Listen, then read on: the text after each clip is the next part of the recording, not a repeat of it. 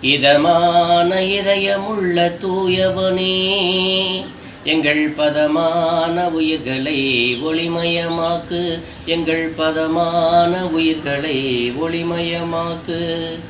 அமைதியற்றவர்க்கு நாங்கள் தொண்டு செய்யவும், அமைதியான அன்பு வழியில் ஏந்து செல்லவும்.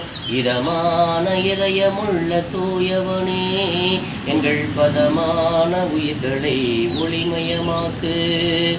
அகிலத்தின் மேன்மை அமைதியே, அமைதியே, அகிலத்தின் அமைதியே எங்கள் லட்சியம். அகிலத்தின் அமைதி காக்க செயலாற்ற, அகிலத்தின் நாயகனே அருள் புரிவாயே.